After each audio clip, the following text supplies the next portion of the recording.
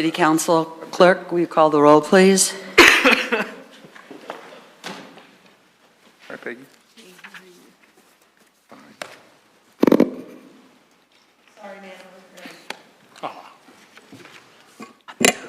Mayor Brinkman. Here. Mayor Pro Tem Valdez. Present. Councilmember Cole. Here. Councilmember Driscoll. Here. Councilmember Elrod. Here. Councilmember Fay. Here. Councilmember Schlachter. Here. Thank you. Will you please rise for the pledge? I pledge allegiance to the flag of the United States of America and to the republic for which it stands, one nation, under God, indivisible, with liberty and justice for all. Okay, Council, are there any changes to the agenda this evening? Seeing none, the agenda is approved.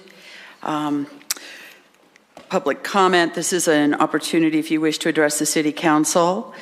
Please have signed in on the public speaker form in the back of the room.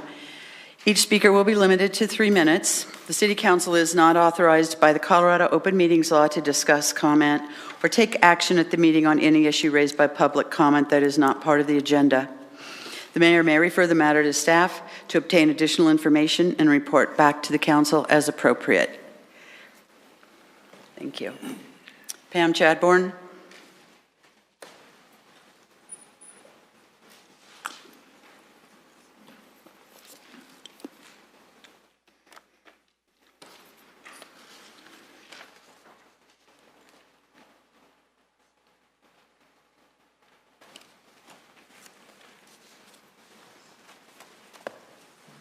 Good evening, Council. My name is Pam Chadbourne. I live a block and a half from here. Last time I spoke to you, I was very angry. I'm going to give you a little explanation or background to explain why that is. But I will say that what I've heard is that anger comes from fear. And my fear is that what we could have accomplished with Littleton is now almost out of reach, and what we are achieving with Littleton is really a worse city, an unlivable city to some degree, and that's my fear. So, and I've been watching since 2010, more closely in the past 2 years, so that's where my fear comes from. Last week I talked about public comment and why I believe City Council should be prepared to talk about items on the agenda, especially if a citizen comments about them. Because the Open Records Act says if it's published on the agenda, we all know about it and we come to deal with those matters. Let me also talk about public comment. For background, for those of you who may not know, in 2014, and this is Citizens Guide to City Council Meetings.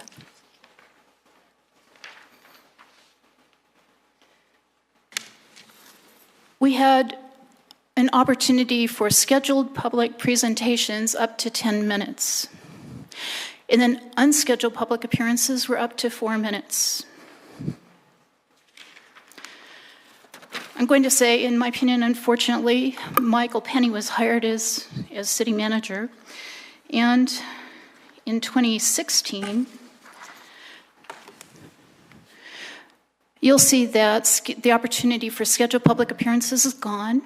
There is no opportunity for citizens to call and say, look, I've got a special topic. However, public comment was allowed 2 times at the beginning and the end of the meeting for up to 3 minutes. And now it's only 1 time in the meeting for 3 minutes. This body is going on in the wrong direction. And yet there's this concept that we're going to reach out to the public by asking them without any guidance what they want or feel for visioning, and yet we're cutting down on public comment.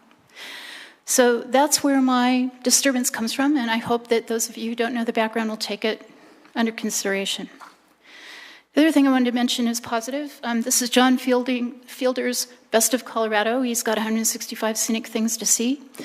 The first one in here is Littleton's South Platte Park Corridor and Trail, which is great for us, and I hope we preserve it. I'm not seeing that happening, but I hope we do. Thanks you, Pam. So much. There's nobody else signed up. Is there anybody else who'd like to speak?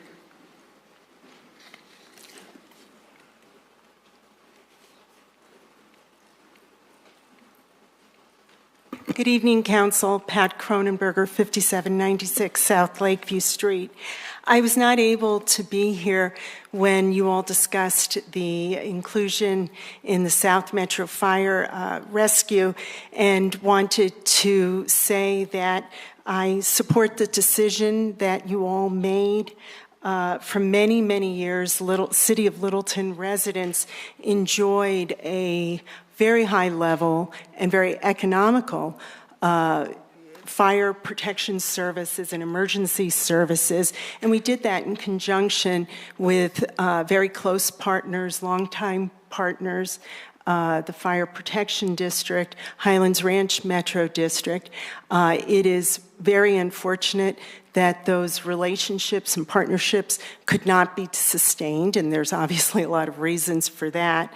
Public safety, obviously, is your most important task as a city council, and I don't think Littleton citizens are very interested in any kind of experimentation when it comes to public safety. So I commend you on the decision that you made. I don't believe you really had another good choice in this matter. I also wanted to commend both you and staff on what appeared to me as a very high level of professionalism and calmness in navigating through a very, very challenging situation in making that decision.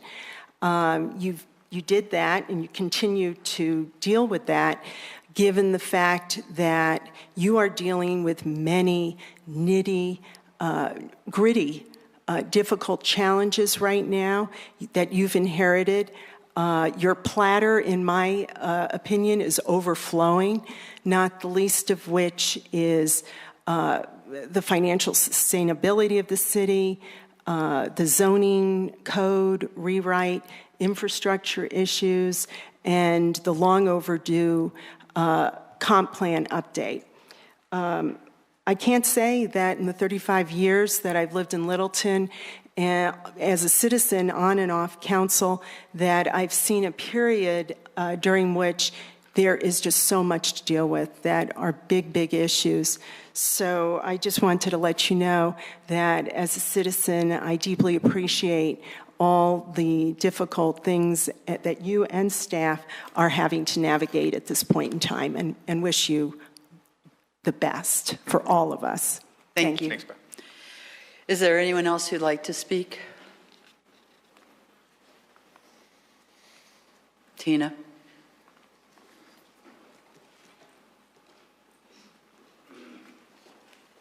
Sorry, I thought it started at 7. 6:30. My mistake. Name and address. Tina Witham, 2529 West Main Street, Littleton. So we came to talk this evening just about some amendments to the ordinance on the street closures. We feel that it's a really good ordinance, but that we could strengthen it. And one of the things that I would like to talk about is how many street closures are enough. I look at Cherry Creek as sort of Littleton's glamorous, cool older sister who does things right and is really popular. And Cherry Creek has just one street closure a year. It's for the Cherry Creek Arts Festival. It draws 350,000 people, and even with an event that big, they still have just one street closure.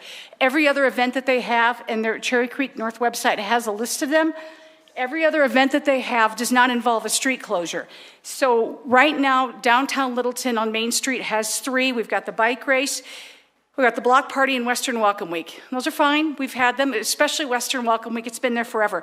That's fine. Let it stay. But moving forward, what we would like to see added to that amendment added to that ordinance is amendment that requires all future street closures to either happen on a Sunday or to be limited to private property or a park. Another alternative that we would accept would be all Mondays in February. We would take that. I've got a lot of emails from my neighbors. You know, I told you last time how street closures affect us. This is Ballet Physique, that it hurts them. This is Sonia. This is the one that's coming up where they just closed Nevada Street. It hurts the businesses on our block because we lose access to the parking lot. So closing Nevada Street for the tenants on the 2500 block of West Main Street is as deleterious as closing Main Street. Here's Beth from Skin Essentials. Lauren got flipped because I guess the city's going to let her put a tent outside. And then I'm not going to reveal who this is from because of what it says. I want to protect her identity, but that's what one of my neighbors said to me. Moving forward, please no more Saturday street closures because they're bad for business, and we're the brick and mortar that is the lifeblood of downtown Littleton. And that's all I have to say. Thank you so much for listening to me. Thank you, Tina. Anybody else? Tom? Too tight.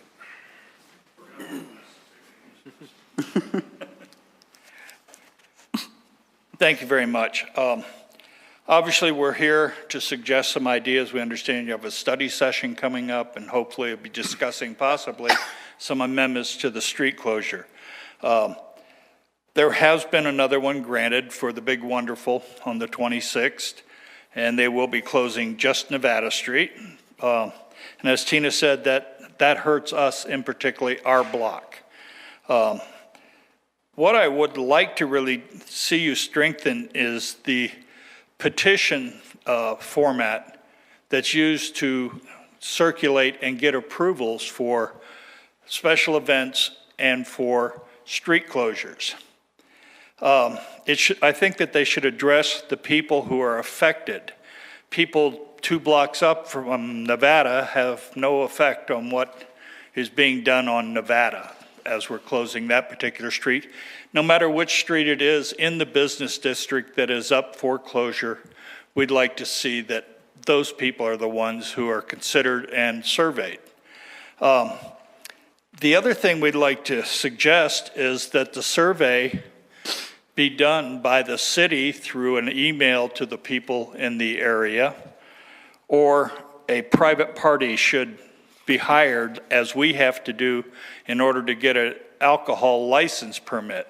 A private group of people does the survey. And we suggest this only because we know of one particular business, and we think one is too many, that was bullied into signing the survey that was done for the Big Wonderful. The promoter who was collecting the signatures pointed his finger at the lady and said, "If you can't make money with thousands of people down here, you don't know how to run a business." That is bullying. It's not professional at all. We had someone say the exact same phrase in our store to my wife just recently, and she won't be bullied, I know that. And I also think that it should include full disclosure of the event. I know that the event for the Big Wonderful is promoted as a bluegrass music and a beer fest.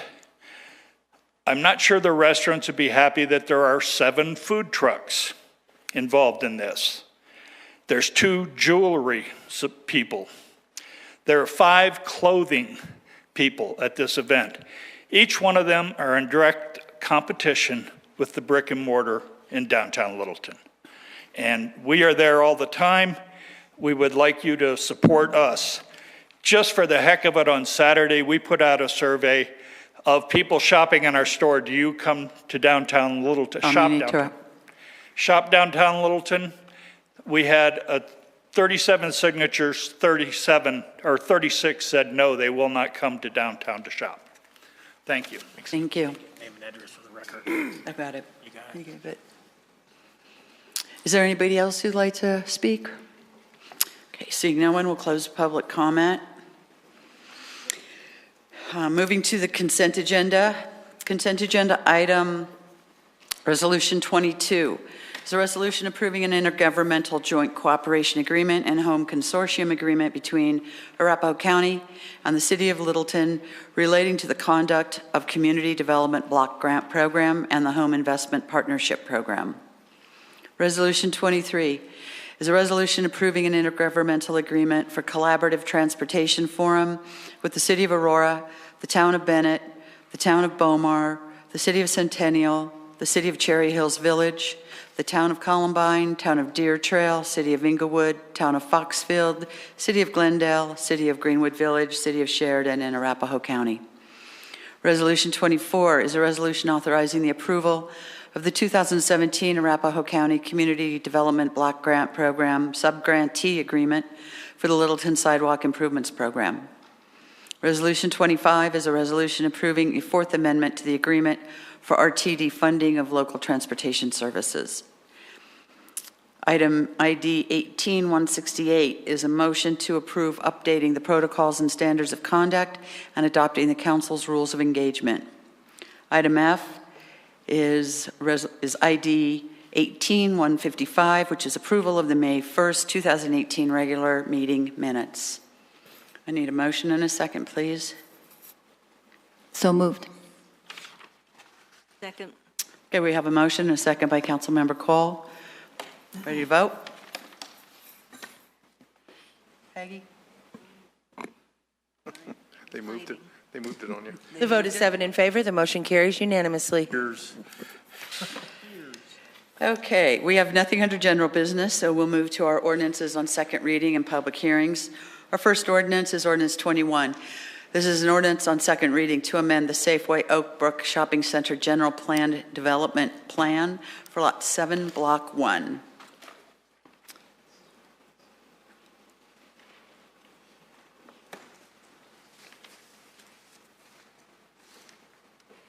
This will be presented by Carol Kuhn, Planning Manager. Good evening, City Council. Carol Kuhn representing Community Development. The ordinance before you is an amendment to the Safeway Oak Brook Plan Development to allow overnight vehicle storage on Lot 7, Block 1. PD amendments require that Planning Commission make a recommendation to City Council. This item went before City Council with a number of recommended conditions of approval. The applicant is requesting to add overnight vehicle inventory storage parking as a permitted use. The applicant is also prohibiting structures on the site if on the lot if vehicle storage is permitted.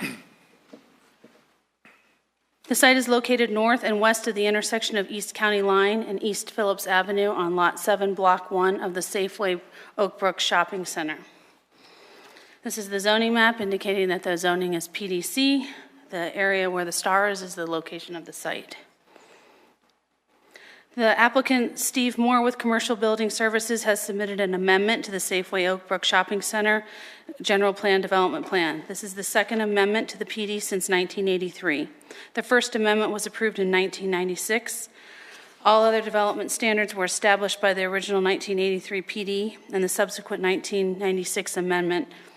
This second amendment is a text amendment to allow overnight parking of inventory vehicles and restricts structures on the site and adds provisions for on-site lighting. With that, staff does find that this second amendment meets the criteria in subsection A and B of the Plan Development District of the city's zoning regulations, and staff recommends approval subject to 10 conditions of approval as suggested and recommended by Planning Commission. Condition number 1, prior to any site work, a site development plan shall be submitted, reviewed, and approved in accordance with Section 10-7 of the City of Littleton zoning regulations. The applicant will, with staff oversight, provide compliance with agreed upon neighborhood meeting conditions as discussed during the Planning Commission hearing. Condition number 3, no recreational vehicles will be allowed to be parked on the site.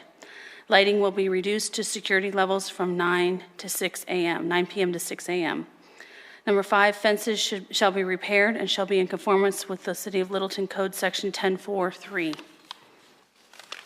Condition number 6, security gates shall be installed, subject to review and approval by Community Development, Public Works, and Littleton Fire Rescue.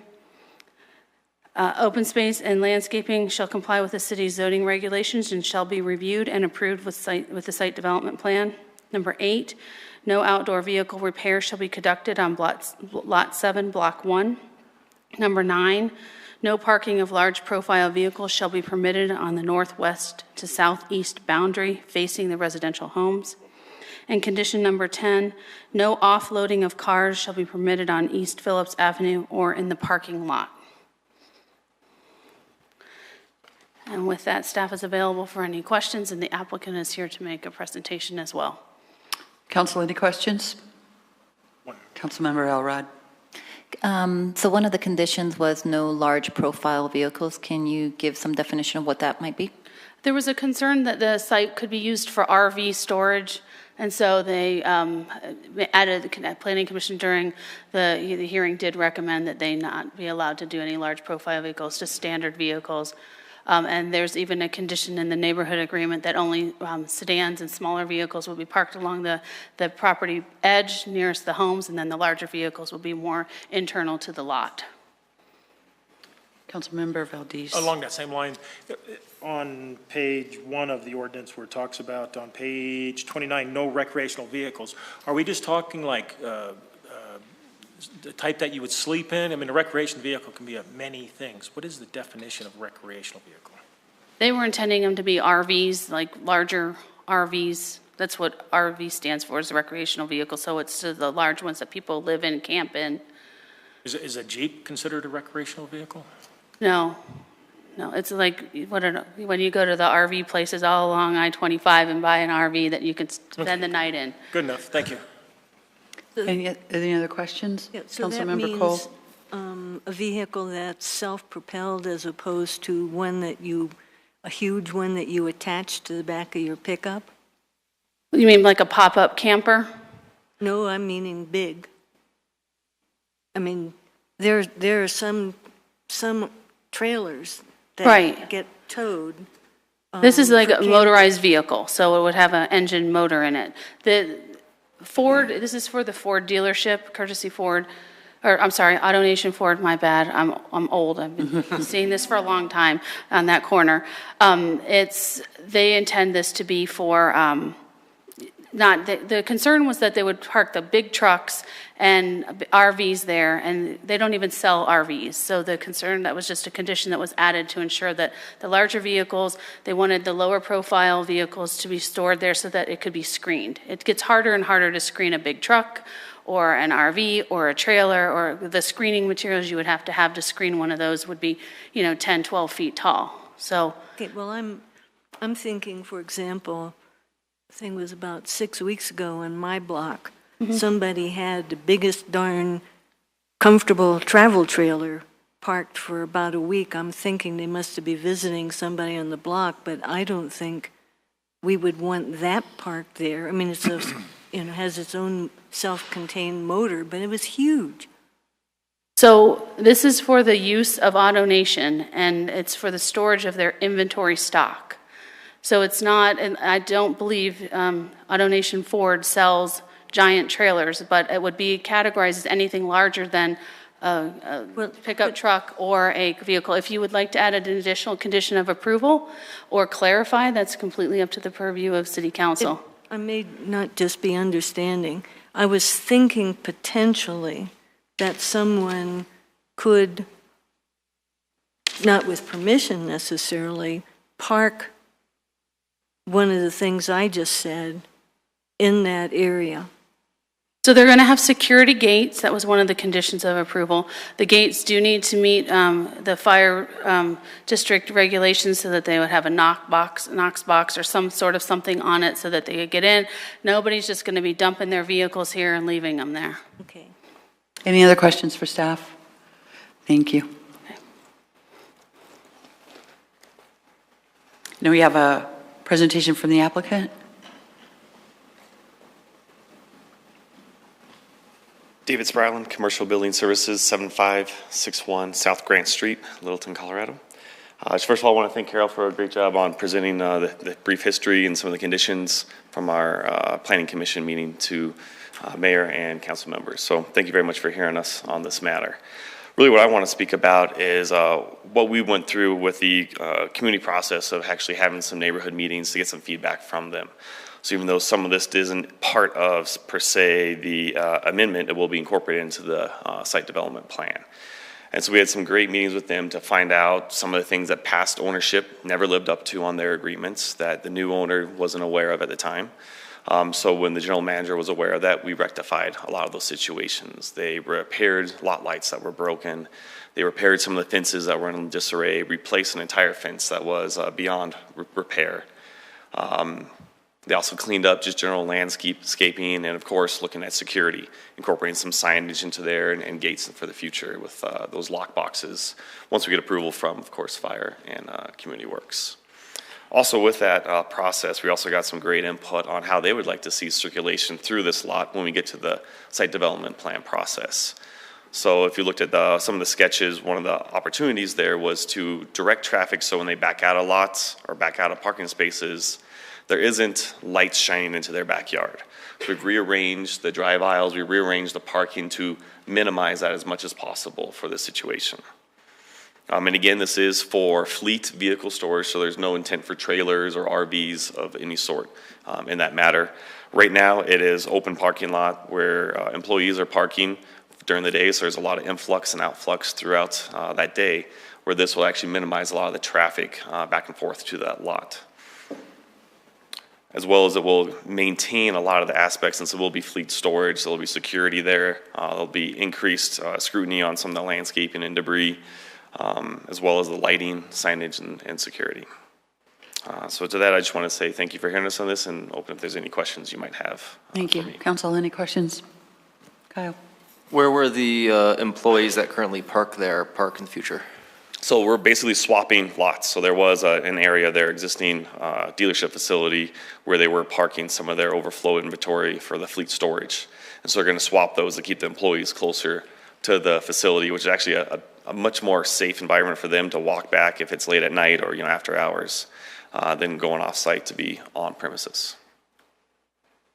Councilmember Driscoll. Is there a concern overnight delivery of these vehicles?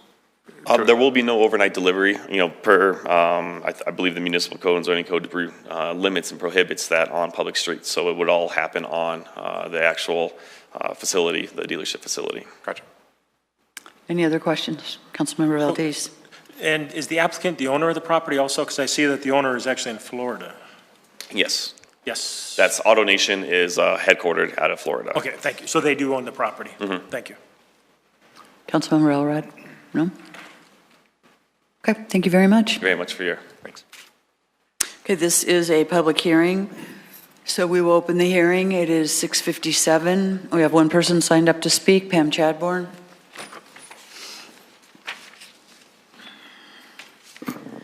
I'm Pam Chadbourne. I live a block and a half from here.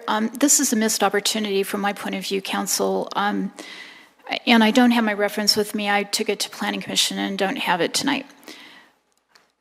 Even 20, 30 years ago, our documents that describe how we want to plan the Broadway corridor and that neighborhood said that we want to move beyond car dealerships.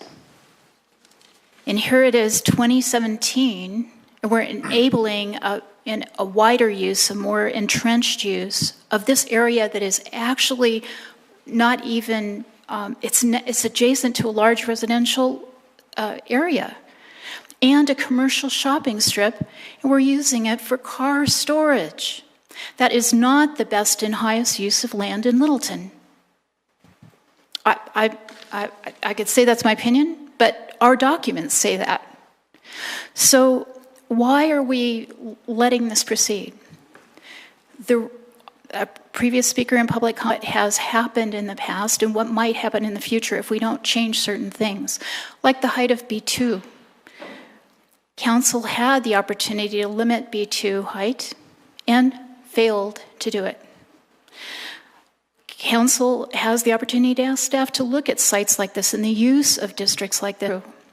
One of the most important things we could do is figure out what is higher quality development, which developer after developer has used to get through a PDO in downtown Littleton to build lot defying, setback defying infill development, which has changed the character of downtown Littleton forever.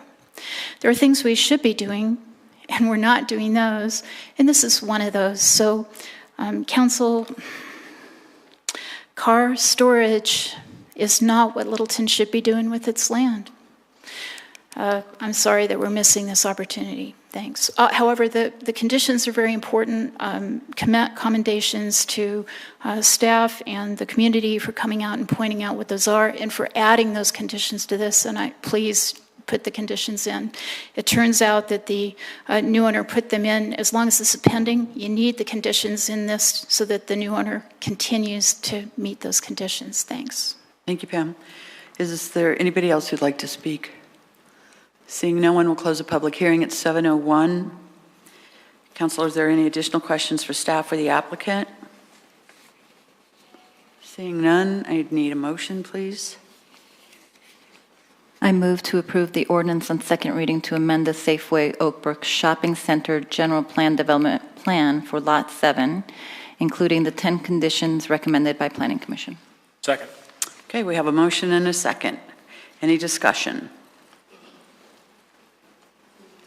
Councilmember Cole? We can amend the motion? Yes. So if I'm wanting to have the condition of the shielding, is this where I would do that? You're looking at wanting to amend Councilmember Faye's motion? She has not made it. Okay. Would you like to make your motion? Yes. I would like to make a motion to amend this ordinance 21-2018 by amending condition number 7 to the ordinance to add the following additional language at the end of condition of approval number 7. And that is to add with an appropriate number of plantings to provide adequate screening from the vehicles parked on the subject property. Such plantings shall be along Phillips Avenue in an amount and height as determined by the Community Development Department to be adequate. Second. Okay, we have an amendment and a second. Any discussion on the amendment? Then if I wanted to amend that, I would do that now. Yes. Okay. I would like whatever is planted, I would like it to be evergreen trees of some sort, so that even in the winter there would be adequate vegetation shielding that area. That's Okay. what I'm moving to amend to do that. So the amendment is to define the plantings as evergreen, correct? Yes. Okay, I need a second. A second. Okay, any discussion on the amendment to define the plantings as evergreen? Councilmember Elrod? I understand what the intent, when I look at the original amendment, it's about ensuring that it's screened, it fits into the neighborhood, et cetera. I get a little bit more concerned when we're dictating exactly what would go there. There's lots of conditions of the soil and many other reasons of why one plant is better than another, et cetera. So I don't know that at this juncture we should be specifying to that extent. So I would not be able to support the second amendment or the amendment on specificity. Okay. Councilmember Yeah, I have the same concern there. I think the word adequate at the very end of Councilmember Faye's amendment there would be hopefully adequate, that the community development director would say, hey, for 6 months out of the year, this is not going to screen it, so it's inadequate. And so I think that the word adequate there would... Could you say that again? So the fact that the proposed amendment here has the word adequate in it, and I think that the community development team would see that a planting of some sort of vegetation that would be transparent for 6 months out of the year would be inadequate. And so I think the fact that they are determined what is adequate, they can say, yes, these plants will be adequately screening the land for all 12 months.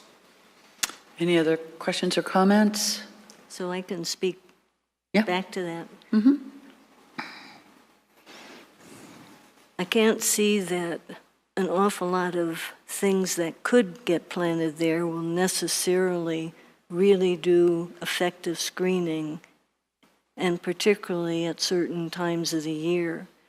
Evergreens, if they're any evergreens that I'm used to, are more full-scale green trees year-round. They aren't bare bones unless they die off, and then you've got a mess, but I'm not expecting that they would. So my intent is to try to require something to be planted there that will make it a much gentler impact on the residential area. Okay, thank you. Any other conversation or discussion? Okay, we have a motion to amend the amendment to define the plantings as evergreen. Ready to vote? The vote is 1 in favor, Councilmember Cole, with the remainder voting no. The motion fails 1-6. Okay, that takes us back to our original amendment. Or is there any more discussion on the original amendment? Okay, ready to vote? The vote is 7 in favor. The motion carries unanimously. Now we're back at the original motion. Any additional conversation or discussion? Ready to vote? Yep. Oops. The vote is 7 in favor. The motion carries unanimously. Okay. Now we are on ordinance 20, 2018. This is an ordinance on second reading to amend Title 10, Chapter 9, Plan Development Overlay, and Chapter 2, Zone Districts. I have a staff presentation. Community Director Mills. Thank you.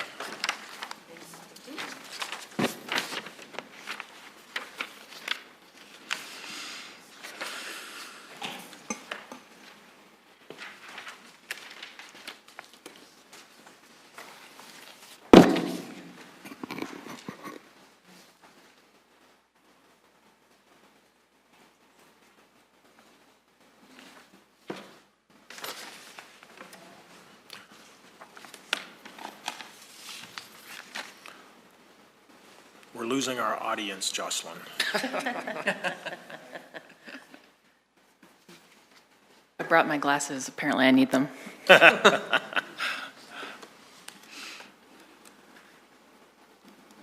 Thank you. Good evening, Council, Mayor. I'm Jocelyn Mills, representing Community Development this evening to discuss the proposed amendments to the Plan Development Overlay Chapter as well as Chapter 2 of the Zoning Code. I wanted to make one note that we did receive some council comments and questions this afternoon, and so I've incorporated those into the presentation. And one of those resulted in a new table being prepared, so that was handed out to you by Clerk Hefner. So thank you, Wendy, for that. So with that, I'm going to jump in here.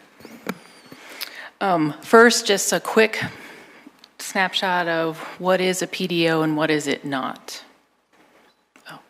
Oh. In Littleton Zoning Code, in Section 1, we do have, definitions. And so paraphrasing, plan development overlay is a special standards which allow more flexible site design development than is possible under the existing zone district regulations, while maintaining the permitted land uses as well as the densities in those zone districts. What is it not? It is not a planned development. Based on the same thing, our definition of a planned development is a zone district granted for a parcel of land that is required or that creates a unified site design for all elements of the development. So it creates its own zoning for uses, open space, height, setbacks, densities, etc. That's a planned development. PDO is not that. So. A quick highlight of what are the proposed changes. Remove the PDO option from all of our residential zone districts. eliminate the reduction in parking through a PDO process. And the caveat, the note up there is currently in our zoning code, if you bring forward a PD, which is a rezoning, you cannot, the only thing you cannot deviate from in that is the parking, the city's parking requirements. So it seems not the right location to not allow a reduction in our parking code through a plan development process, but to allow it through the PDO process. So the recommendation is to remove that option to ask for a reduction in parking through a PDO. The other one is to eliminate, right now, you also can request an increase in density in the CA district through a PDO. Again, same reason, does not seem appropriate to allow for an increase in density through a PDO. That should all come forward through a rezoning or a plan development. And then the other piece is currently the only place that is really clearly spelled out about what densities are in each of our zone districts, as well as any floor area requirements, is in the PDO chapter. And so we're recommending that we eliminate or take those out of the PDO chapter and put them in the actual zone district requirements so that they can easily be found. Another recommendation is more of a cleanup, but to create consistent terms, the terms of minimum lot size, minimum lot width, and floor area ratio, use that consistently through the zone districts. Clean up the PDO provisions in both the CA and T districts. Add internal setbacks, 0 for townhomes in, and this is a typo, I apologize, in the CA, the T, and the R5 districts. Update the minimum lot size and width in R5 for attached townhome product. Establish minimum lot size and width in CA for residential townhomes, and establish minimum lot size for townhomes in the T district. Next, this was just an overview of what the existing lot sizes and widths are within our zone districts. The amended table is this one, and that's what I handed out in front of you, and there I put some at the back table for the public as well. So I just want to generally go over this to further explain some of the proposed changes. So this on the left-hand side is all the zone districts that we're talking about this evening.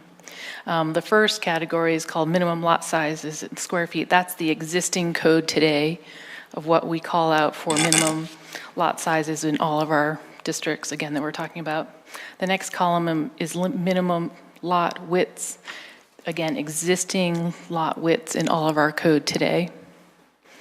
Then the next column over here is proposed amendments, and the first one being minimum lot sizes. So you can see where we're not making any change, and then where in R5, CA, and T, where the proposed changes are coming in. And then same thing on proposed amendments for the lot width. No changes in the RS through R4. The proposed changes start on R5 down into the T, and it explains those in more detail of what those are. A little bit more specificity for R5. We are recommending or proposing 0 internal lot line, as I just mentioned, for attached townhomes in downtown for R5, as well as for other areas. Establish in downtown a minimum lot size and width of 2,500 square feet for the lot size and 25 feet for the lot width. And then all other areas would be 3,000 square feet for the lot size for townhomes and 30 feet for the lot width. And again, that was based on, reviewing all of the existing lot widths and sizes that we have in downtown right now, or the widths. And so downtown specifically, the average is about 50. It's about 50 feet. If you take all of the R5s in the city, the average is about 90 feet of a lot width right now. CA to create setbacks for residential and lot widths in CA for townhomes. So again, creating that 0 internal lot line for attached townhomes, the minimum lot size and width for residential townhomes in downtown of 2,500 square feet and 25 feet lot width, and then lot size and width for residential only on the west side of downtown or west side of Santa Fe, a little bit bigger. And again, that was based on reviewing the existing lot widths that we have currently in downtown. And that average size is about 52 feet currently. So with that, I can answer any questions that you might have. Council questions. Councilmember Valdez. Just quick ones. One, Councilmember Elrod, excellent questions that you sent today. Thank you for getting them out early enough for us all to look at and consider. One thing I do like is that you're really defining the maximum height instead of kind of giving some other words in there that allow them to go higher than it's. Now, as I read this, it is 30 feet, period. Is that correct throughout this? It's referenced several times throughout this ordinance. It depends on which zone district you're speaking of. But for the most part, though, where it's calling out, it isn't a matter of anymore if they step it back just a bit. That's correct. Okay. Yes. The other part in the ordinance where it mentions the Historic Preservation Board, where it strikes out, and this is on page 5, line 26 through 31, strikes out some stuff there. But in lines 23 through 25, when you go back to 4-6-14, I'm assuming that it's all covered. What we're striking out here is into the other 4-6-16, is that correct? That was page 5, if you're looking for the page. Are still recommending that it has to go, is that what you're saying about Yes. when it goes to the Historic Preservation Board? Right, this is just taking out words in there that are just not necessary because it's already covered in the other, correct? That's correct. It's clarifying and making it clear that it says that you have to go through the COA process. And step 2 and 3 is indeed, to the attorney, so this is indeed covered, correct? Yes, Mayor Pro Tem, members of the council, we changed the word defer to refer, and the reason is defer would almost imply that everything has to stop in the process while the HPB reviews it, the Historic Preservation Board, and that was never the intent. The intent is, yes, you have to get a certificate of appropriateness, but it's not like everything should come to a screeching halt. Okay, cool. Thank you very much. That's it for me. Thank you. Other questions? Two questions. First, the restrictions that are being put in, it's only on parking density and the floor area ratio, correct? For CA and R5 downtown? For CA, I'm sorry, say that slowly again. So with the PDO, the flexibility was previously allowed on parking density and floor area ratio. We're restricting that now, correct?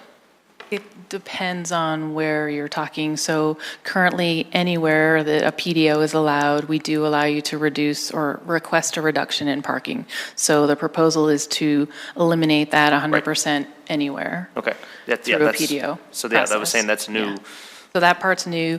Currently, it does allow you to get an increase in density in CA. So that's another thing that we're recommending be stricken from the current PDO section. And so, but there is still other avenues for flexibility with a PDO, right? If a development, if the zoning wasn't, if someone wanted to do something that wasn't fit right in there, there's other flexibilities, just not on the parking and the increase in density. Yes, I'm only answering because I'm trying to figure out how. So there are other options, that's correct. And through variances and through PDO is still an opportunity. We're just suggesting that it be removed from the residential districts altogether. And just one of the concerns was that that allow some flexibility for development that had some positive use and not to be so restrictive. But there are other avenues for flexibility, just not with a PDO with parking and density then. That's correct. Increasing those. Okay, yes, and the only thing I would clarify to say that actually there is no other flexibility for parking. Okay. Other questions? Councilmember Elrod? I'm going to ask for a little bit of clarification on that. So a PDO is no longer available in residential, for residential, any of the R5s, et cetera. That's the proposal, yes. PDO is still a tool that can be used, or an avenue that can be used for CA and T. CA and T are the only ones that can still use PDO. And any of the other commercial-related zone districts. Okay. But for those where PDO is still allowed, the ability to reduce parking is being stricken from that. So they will not be able to get a parking variance. That is correct. Okay. Okay, and then if you can share, and this was one of the questions that I asked, if you can share a little bit or talk to what types of avenues are available for flexibility. So, the PD is essentially a zoning change. So that's where flexibility can come into play. But it's limited here in downtown because of the lot size. Can you just explain that? Yes. So like I started out with, the PD, the plan development, is where you're creating your own zoning, basically. So that does allow you flexibility in the respect that you create the uses, the height, the setbacks, the open space requirements within that PD. The one thing that code does not allow, as we said, to deviate from is the parking requirements. But you can create a PD and create your own zoning and uses and heights. Like I said, the issue there for some of our smaller properties downtown is that it does require a minimum lot size of about 4 acres to do a rezoning. So that probably isn't highly viable for some of the smaller properties. There is another avenue in that we do have a chapter in the Board of Adjustment section about variances. Board of Adjustment, they do hear variances for what we call a major variance, and then we do have another section in the city code that allows administrative variances that people can apply for that are staff approvable if they meet the requirements in that section of the code. So those are still in place. That is not proposed to being changed at all. Okay, and then the final question, and I will be presenting this later as an amendment, but so R4 originally in your presentation, because R4 does allow for townhomes, that would also require a zero line setback. So can you just explain or just acknowledge that in fact R4 is townhomes are a permitted use in R4? Yes, and you know what, thank you, I forgot, I was remiss in saying one other point to you relative to why we're proposing some of these changes or additions about zero lot lines and lot frontages is currently in our code. The only way, even though the code does currently today allow townhomes in R4, R5, CA, and T, you actually cannot create a townhome product. The only way you can do that is through a PDO process. It's because we do not currently have a zero lot line between, the building generally is what, let's just say you're doing 4 townhomes there, they're all attached. So those internal, right now our code doesn't allow a zero internal lot line, so that's one of the proposals. And the other piece is the code doesn't allow the smaller lot widths at the front of the property. So again, that restricts your ability to actually create townhomes. So in exchange for removing PDO as an option out of residential, we were putting in these requirements for zero lot line in the lot widths, specifically for townhomes in the residential areas that'll permit it. Given they're permitted and allowed per our code as well. Correct. Yeah. Yep. Other questions? One more thing I forgot.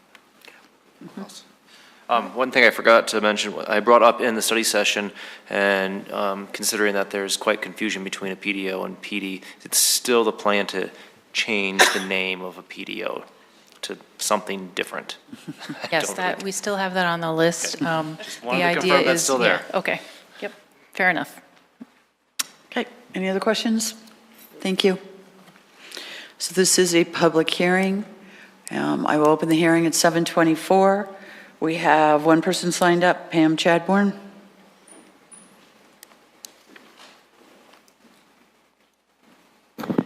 So I'm Pam Chadbourne. I live a block and a half from here, and I actually live in R5, and this is the one time I speak to you about my personal property.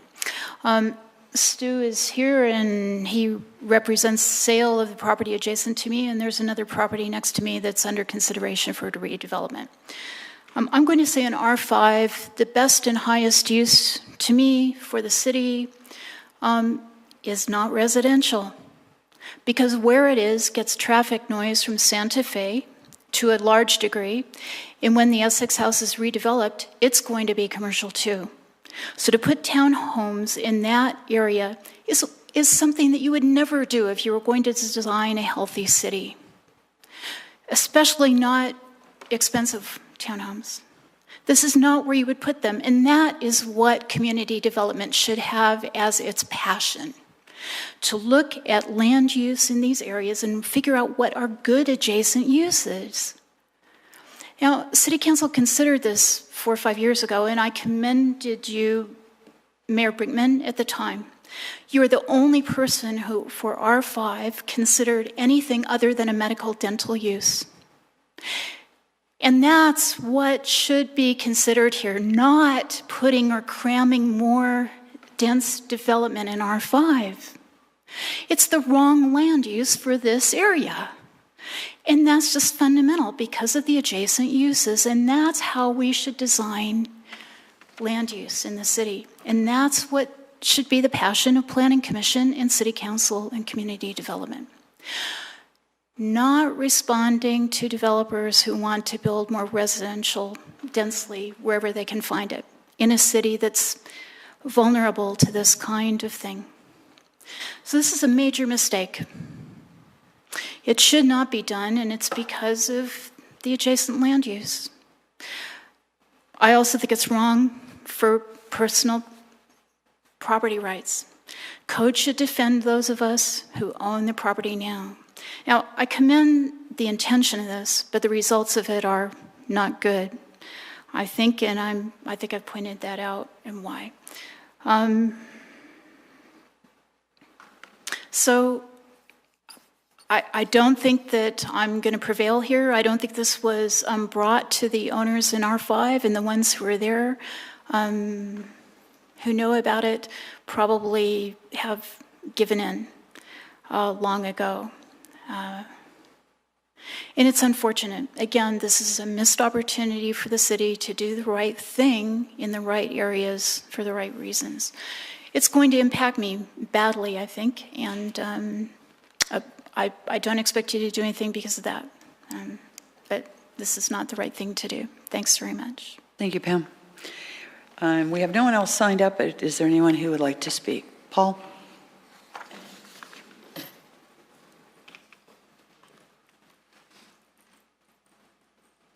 Thank you. Paul Bingham, 236 West Delaware Circle. Ever since Ms. Mills brought this idea up, I've thought it's a super good idea, and I congratulate you for doing so. I think this is an absolutely fine idea, especially for the parking portion of it. That's been a disaster for this city for years. The density part of it is just fine, and I think all the details are just fine also. I would appreciate it a whole lot if you would support it. Thank you. Well, anybody else like to speak? Seeing no one, I will close the public hearing at 7:28. And I need a motion, please. I move to approve the ordinance on second reading to amend Title 10, Chapter 9, Plan Development Overlay, and Chapter 2, Zone Districts. Second. Councilmember Valdez seconded. Council discussion. Councilmember Elrod. Having had experience in the Planning Commission as well, and one of the challenges that we, not only as a Planning Commission, I think as citizens and property owners, kind of navigating through our code was a challenge. And I think this is a really good first step to truly clean up and put things where they belong, to align the terminology so you can make an more relevant and easier comparison from one to another. And again, what Jocelyn talked about what is, and Steve as well, is what's the intent of a PDO, and are we using it correctly? And I would suggest we're not.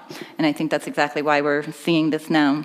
And when you look in an area that has continuous exceptions, you kind of have to look at that and say, something's, why do we have so many PDOs? Why does this exist?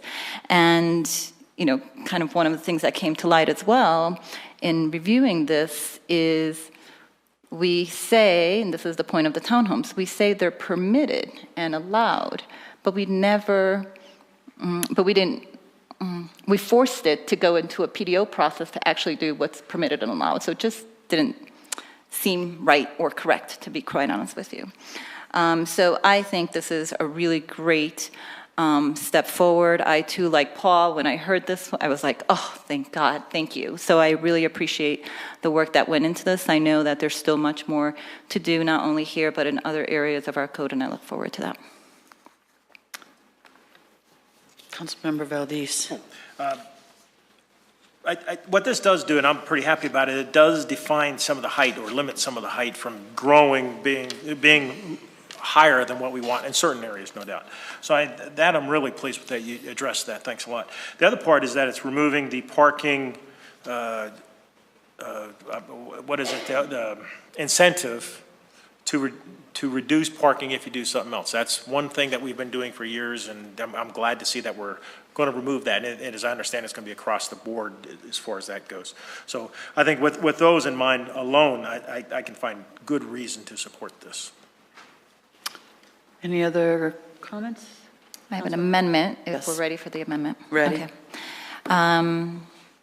My amendment is related to, again, with the intent of trying to clean this up and make sure that this is, at least in this next version, is correct as its intended purpose by what was allowed. And so one of the misses that I feel existed was that while R4 allowed townhomes, we did not add the zero lot line distinction or the width. So I'm just adding language that essentially would be added to this chart. So I propose the following amendment for the R4 district, specifically for townhomes: a minimum lot size of 3,250 square feet and a minimum lot frontage of 30 feet, and a new internal setback of 0 feet. All other existing applicable zoning standards for townhomes in the R4 district are the same and do not change. Second. Okay, we have a motion and a second. Any discussion? No discussion, ready to vote?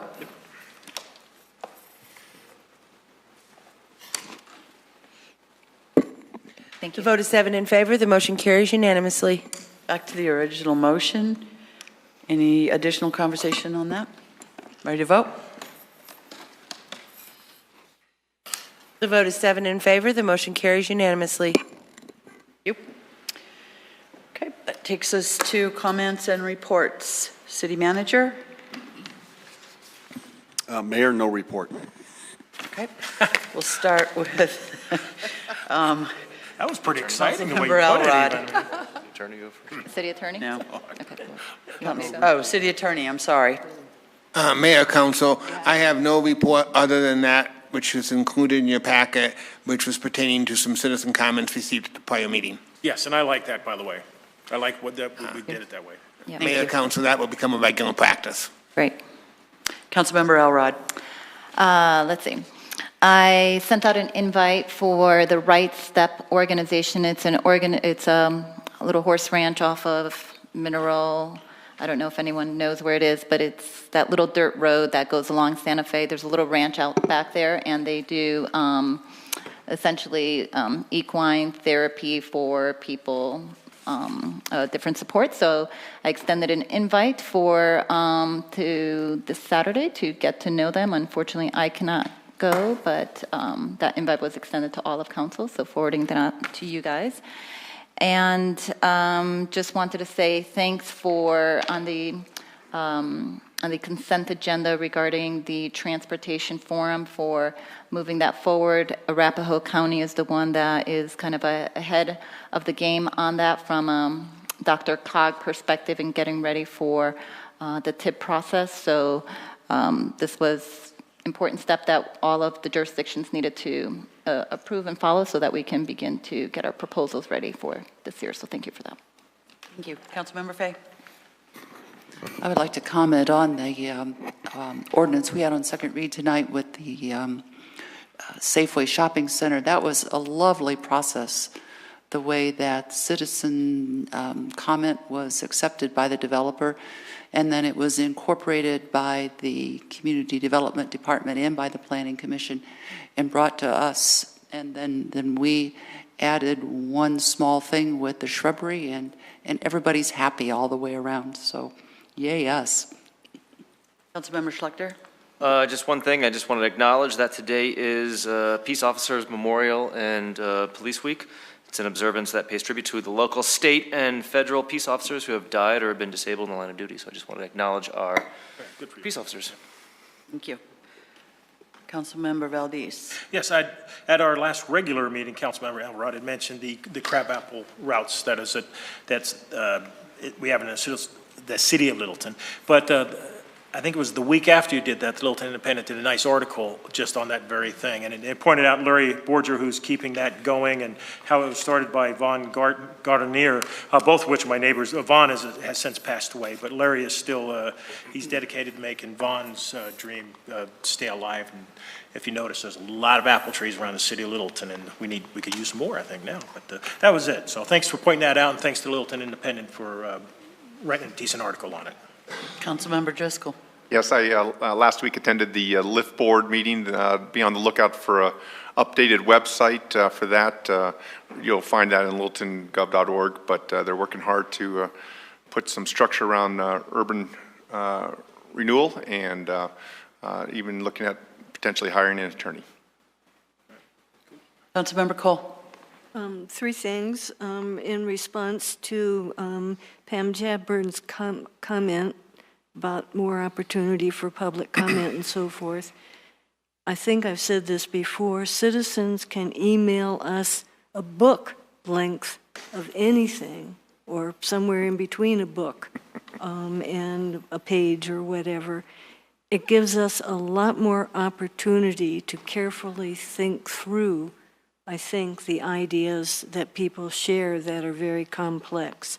So that's on the serious side. On the happy side, I had the opportunity to participate in the North Littleton Promise Cinco de Mayo event.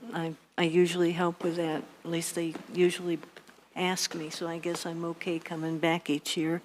Wonderful, wonderful neighborhood event, just wonderful. And today I got to go, along with several other people, to the Tesla facility and do some wishful thinking. Really nice addition to what Littleton has to offer in automotive choices and so forth. Just super. So if nothing else, go over and take a look. They'll probably try to sell you something, but if nothing else, just go over and take a look at these vehicles. So that's all. Thank you. Thank you. Council, a couple of things.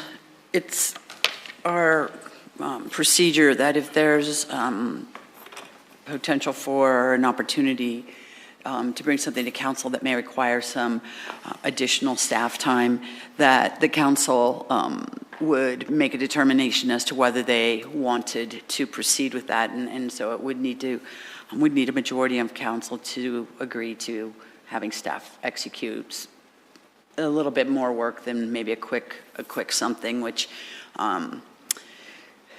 staff is very good at managing back and saying you need to go get permission for this. So I've spoke with the city attorney a couple weeks ago and suggested that I would be interested in bringing or looking at a potential ordinance to extend our no smoking regulations into our parks and open space, and to look at the potential for some of the other public spaces. For example, a radius around the front of the museum, a radius around the front of the library. And the city attorney had the deputy city attorney run some quick, do some quick research on what other communities are doing. And it's pretty widely spread when work that communities are reaching out, and particularly their parks and open space. When we did the no smoking ordinance on Main Street, I think we were the second municipality in the metropolitan area to have done that ordinance. And so at this point, we're no longer, leading that trail. So we have a lot of information out there. There's a lot of results now. There's a lot of data coming back and some opportunities to learn from how it worked in some of these communities, what they did that maybe they did right, they did wrong. And so I would like council to authorize the opportunity for the staff and for the city manager, city attorney to designate who that should be, to put together some additional findings and information that they could then bring back to us at a study session. I also suggest that this does not have an urgency, that we have a number of things that are on our table at this point, but that if we were to, extend it, maybe we look at it in the fall or something like that, but that it would just be an opportunity to look at some of this data and information and see if it is something that we wanted to go any further with. So I would appreciate a head nod for council if we're willing to ask staff to put together some additional data. Yeah. I have a question. So was there something in particular that triggered this? Have you been aware, or have you been made aware by citizens or others that there's just a propensity of something like this going on? Well, after I did the Main Street ordinance, I wanted to do the open space ordinance, and we just got busy on other things, and there was also not really the temperament on council at that point to pursue that. Over time, over the last number of years, I think we've seen some things that are happening in our parks and in our open space, and also in some of our public spaces where it may be an opportunity for us to help manage some of the concerns that we have with some of the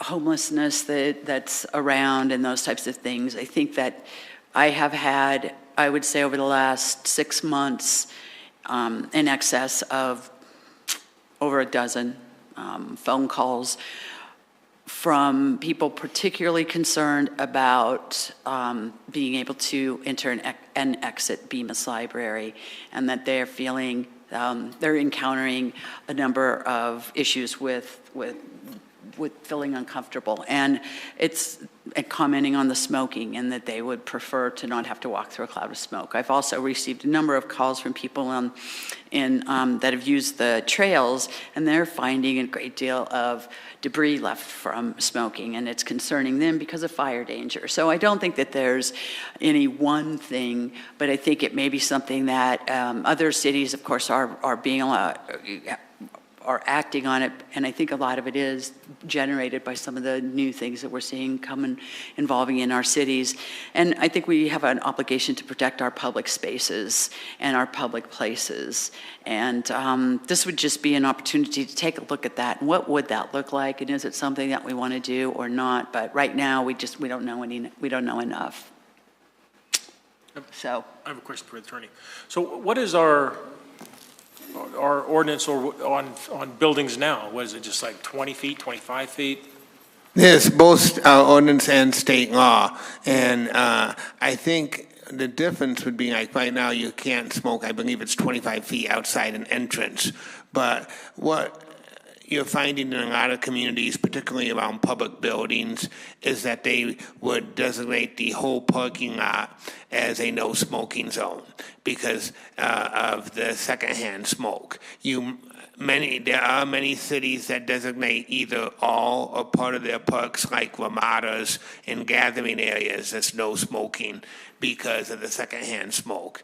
And certainly we'd be prepared to come to a study session and talk about different approaches and ask for the council's guidance on the different approaches in terms of where council would want to go with this. And we could also talk about public input and public participation as part of that as well. All right, thank you. Yeah, I'd be willing to put that on. It's, again, like you said, it's not a high priority, but I think at least putting it on the back page of our calendar somewhere where it's on there, work it in sometime. Does anybody object? No, Okay. I'll just say with, just the urgency, just given everything that, we do have to address. And then I also have a little bit of a concern on how we enforce. So there's a, more comes with this. So again, supportive, makes sense. I think it's a reflection of some of the value systems of our community, but just balancing effort and time and resources. Okay, thank you. And when I did talk to staff, they indicated that if they could have, through the summer and into fall, that they felt they'd be able to gather the information and present it at a study session at some point.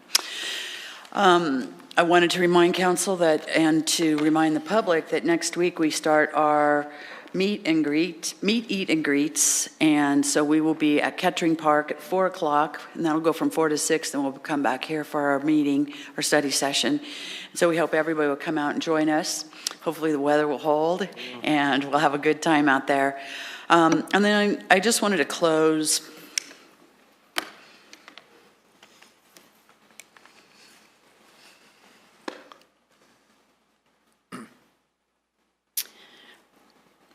as electeds. It's a small community. And it's a special privilege.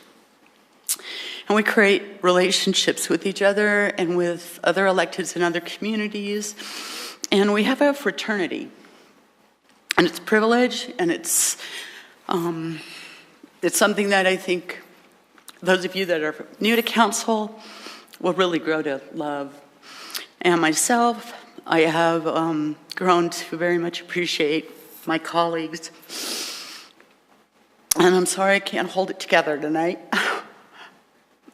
We lost a very special man, Mayor Steve Hogan of Aurora, passed Sunday morning from a very, very sudden onset of cancer. And he left an incredible legacy. And I think one of the things that this community can appreciate about Mayor Hogan is how he handled the crises at the cinema in Aurora, and how he led his community through that. We've also had similar situations in our community. He will be remembered for many of the great things that he did, and it was an honor to know that man. And so I want to share that tonight because let's just keep Aurora in our thoughts and prayers. And let's keep Steve and his family, keep his family in our thoughts and prayers if that's something you feel comfortable doing. Sorry to end on this note, but I felt it important to share, as we are all, like I said, a fraternity. And so if you're inclined to reach out to any of his council members and share a kind thought, I think they'd appreciate that. So I will close this evening. And just a moment of silence, if we could.